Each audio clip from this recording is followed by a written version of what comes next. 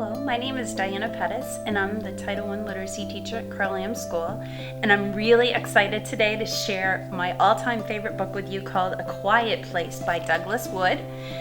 And you can see that he's laying down by this tree, just kind of relaxing. I like to read this book to kids to get them excited about writing and just thinking about different things in the world in general. So A Quiet Place by Douglas Wood.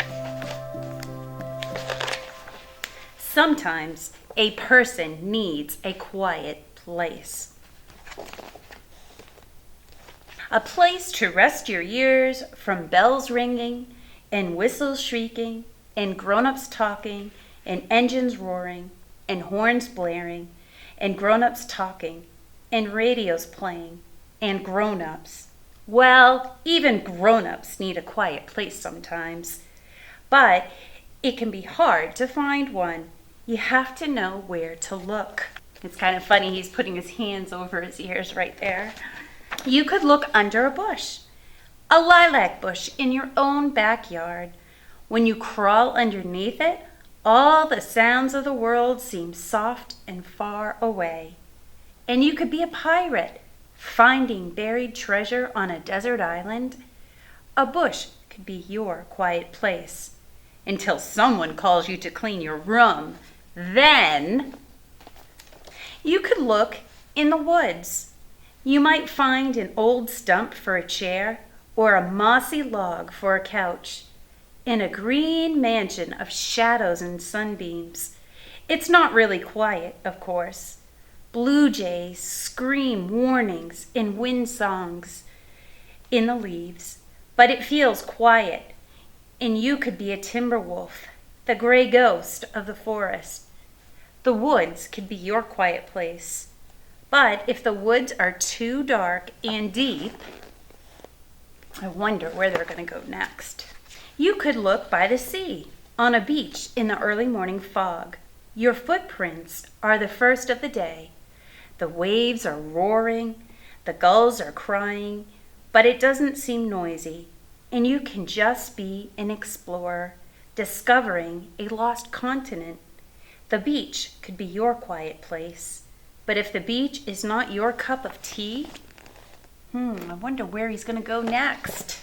You could look in the desert, where old man reaches for the sky, and far off thunderheads bloom. Like sky flowers over the mesas, a cactus wren drops by for a visit, while a horned toad blinks in the sun. And you could be a Pony Express rider galloping through the Old West. The desert could be your quiet place. But if the desert is a bit too dry, you could sit by a pond, a heron by the shore, stand still as a tree branch, and the water is so calm it looks like a mirror. Then a frog plops from a lily pad, and your face begins to wiggle. And you could be the world's greatest fisherman, reeling in a monster catch. A pond could be your quiet place.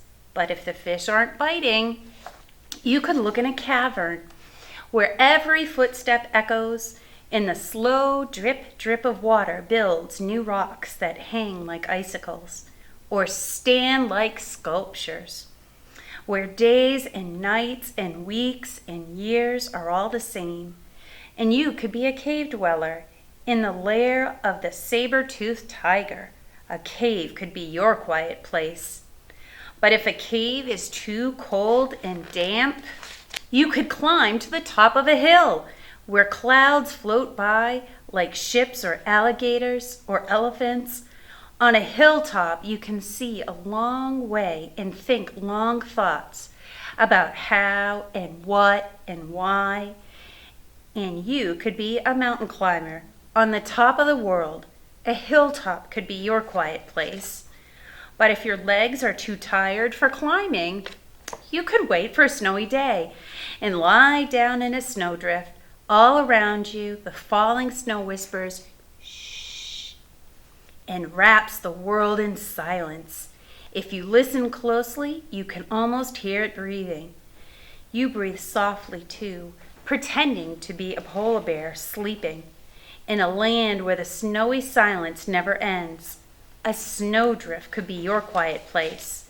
But if it's too warm for snowdrifts, you could visit a museum where brass tigers and bronze lions stand silent guard over fabulous treasures. Every painting is a magic window that your own imagination can open wide and climb through. And you could be an artist, admiring your own masterpiece. A museum could be your quiet place. But if the museum is closed for renovation, you could go to a secret corner of the library where the only people talking are between the covers of books. They speak so softly, you can only hear them in your head as you read about forests and oceans and deserts and caverns and museums and 1,000 other things. A library could be your quiet place. But if the library isn't open yet, you could come home and clean your room and read your own books and think your own thoughts and feel your own feelings and discover the very best quiet place of all, the one that's always there, no matter where you go or where you stay. Where do you think that is? Let's see. The one inside of you. A Quiet Place by Douglas Wood. Thank you.